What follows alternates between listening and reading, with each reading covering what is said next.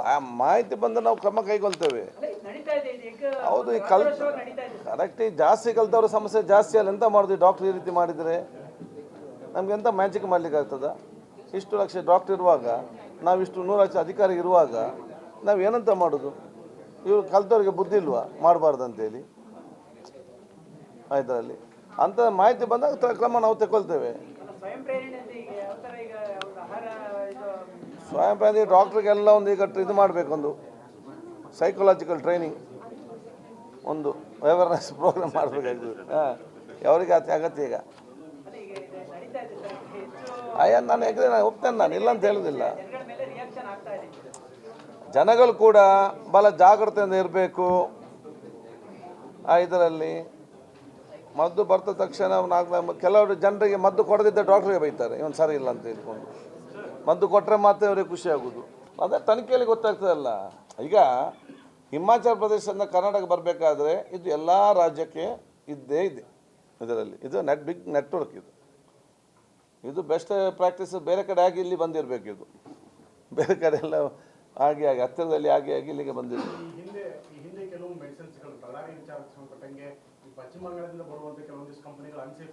ಅದೆಲ್ಲ ಸೀಸ್ ಮಾಡಿ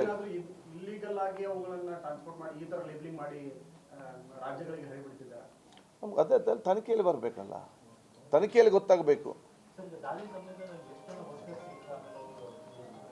ಎಷ್ಟು 3 ಅಲ್ಲಿ ಸಿಕ್ಕಿದವರ, ಅಲ್ಲಿ ಎಷ್ಟು ಸಿಕ್ಕಿದೆ? 3 ಜನ. ಅಲ್ಲಿ ಒಬ್ಬರಿಗೆ ಸಿಕ್ಕಿದ ಪ್ರಭು ಅಂತ ಸಿಕ್ಕಿದ್ದಾರೆ. ಅಲ್ಲಿ ನಮ್ಮ ಸ್ಟೇಟ್ ಅವರು ಪ್ರಭು ದೇವ್.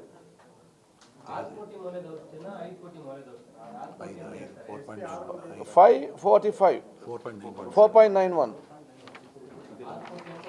ಯಾರು? ಆಯ್ತು, ತೊಂದರೆ ಇರಲಿ ಅಷ್ಟೇ.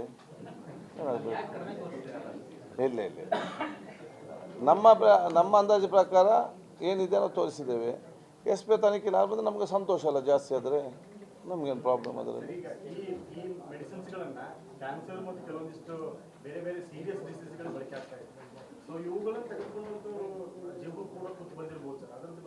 ಅದಕ್ಕಂತ ಅದೇ ಯಾವ ಆಸ್ಪತ್ರೆಯಲ್ಲಿ ಸಪ್ಲೈ ಆಗಿದೆ, ಅಲ್ಲಿ ಎಷ್ಟು ಪೇಷಂಟ್ಗಳು ಚಿಕಿತ್ಸೆ ಪಡೆದಿದ್ದಾರೆ, ಎಷ್ಟು ಜನ ತೀರಿ ಹೋಗಿದ್ದಾರೆ, ಇದನ್ನೆಲ್ಲ ತನಿಖೆ ಮಾಡಬೇಕು. ಅದಕ್ಕೆ ನಾನು ಹೇಳಿದಲ್ಲ.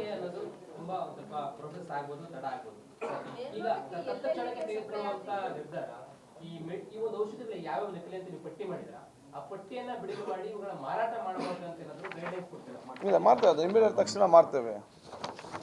ಈಗಾಗಲೇ ಒಂದು ಆದೇಶ ಮಾಡಿದ್ದೇವೆ. ವೆಬ್ಸೈಟ್ ಇದೆ ಸರ್, ಇವತ್ತು ಬ್ಲಾಕ್ ಮಾಡ್ತೀವಿ. ಫಸ್ಟ್ ಅವರಲ್ಲಿ ಬ್ಲಾಕ್ ಮಾಡ್ತೀವಿ. ಸೊ ಅದೆಲ್ಲೂ ಸೇಲ್ ಆಗಲ್ಲ. ಈಗ ಏನು ನಮ್ಮ ವೆಬ್ಸೈಟ್ ಇದೆ ಅದು ಇದನ್ನೆಲ್ಲ ಕೂಡ ಬ್ಲಾಕ್ ಮಾಡಿದಾಗ ಅದೆಲ್ಲಿ ಕೂಡ ಸೇಲ್ ಆಗೋದಿಲ್ಲ. ಎಲ್ಲ ಮಾಹಿತಿ ಬರ್ತದೆ. ಮತ್ತು ಅದಕ್ಕೆ ಏನೆಲ್ಲ ಇರುವುದು ನಮ್ಮ ಕ್ರಮ ತಗೊಳ್ಬೇಕಾ, ನಾವು ತಗೊಳ್ತೇವೆ.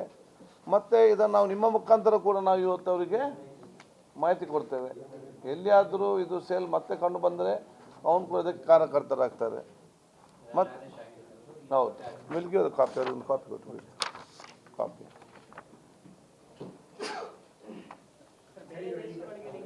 ಯಾವುದು ಇರ್ಬೋದು. ಈಗ ಓನರ್ ದುಬೈಯಲ್ಲಿ ಕೂತ್ಕೊಂಡಿದ್ದಾನಲ್ಲ, ಇದು ಮೇಯ್ನ್ ಯಾರು ನಡೆಸ್ತಾನೆ ಅವನು ದುಬೈಯಲ್ಲಿದ್ದಾನೆ. ಕಾನೂನು ಪ್ರಕಾರ ತಗೊಳ್ಬೇಕು. ಅವರು ಲೀಸಲ್ಲಿ ಕೊಟ್ಟಿರ್ಬೋದು, ಮತ್ತು ಕೊಡೋ ಮುಂಚೆ ನೋಡಬೇಕಲ್ಲ ಏನು ವಿಚಾರ ಅಂತೇಳಿ. ಮಾತಾಡ್ತೇವೆ ನಾವು, ಮಾತಾಡಬೇಕಲ್ಲ ನಾವು. ಯಾಕಂತೇಳಿದ್ರೆ ಅಲ್ಲಿಂದ ಬಂದಿದೆ, ಅಲ್ಲಿ ಬೇರೆ ಬೇರೆ ರಾಜ್ಯದಲ್ಲಿ ಇರ್ಬೋದು. ಇದು ಇವತ್ತು ಆ ರಾಜ್ಯದಲ್ಲಿ ಕೂಡ ನಡೀತು ಅಂತ ಎಲ್ಲ ಲಕ್ಷಣ ಕಾಣ್ತದೆ. ಯಾಕೆ ಇವರು ಹಿಮಾಚಲ ಪ್ರದೇಶದಲ್ಲಿ ಇಂಥ ಒಂದು ಫ್ಯಾಕ್ಟ್ರಿ ಮಾಡಿ, ತೆಲಂಗಾಣದಲ್ಲಿ ಇಂಥ ಫ್ಯಾಕ್ಟ್ರಿ ಮಾಡಿ, ಬರೀ ನಮ್ಮ ರಾಮನಗರದ ಮಾತ್ರ ಕೊಡಲಿಕ್ಕೆ ಮಾಡ್ತಾರೆ ಇವರು.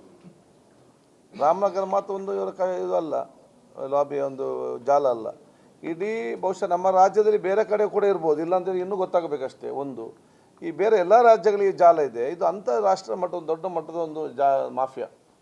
ಅದಕ್ಕಾಗಿ ಸೆಂಟ್ರಲ್ನವ್ರು ಕೂಡ ಇದರಲ್ಲಿ ಇಂಟರ್ಫಿಯರ್ ಆಗಬೇಕು, ತನಿಖೆ ಮಾಡಬೇಕು.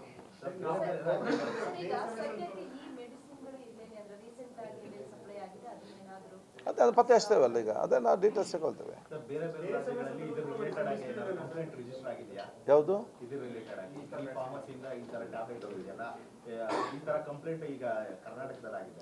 ಈಗ ಅದು ಗೊತ್ತೇ, ಮಾಹಿತಿ ಬಂದು ಕೊಡ್ತೇನೆ ನಿಮಗೆ. ಇಲ್ಲಿ ಸದ್ಯಕ್ಕೇನಿಲ್ಲ. ಅದಕ್ಕೆ ಅದೇ ತನಿಖೆಯಲ್ಲಿ ಬರಬೇಕಲ್ಲ ಈಗ.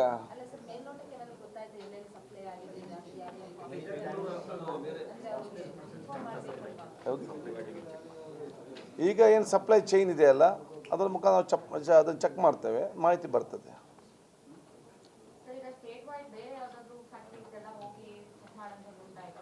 ಅದು ನಾವು ಆಲೋಚನೆ ನಮ್ಮ ಡಿಪಾರ್ಟ್ಮೆಂಟ್ ಅವ್ರ ಬಗ್ಗೆ ವರ್ಕೌಟ್ ಮಾಡ್ತಾ ಇದ್ದಾರೆ, ಯಾವ ರೀತಿ ಮಾಡ್ಬೋದು, ಹೇಗೆ ಮಾಡ್ಬೋದು ಅಂತೇಳಿ.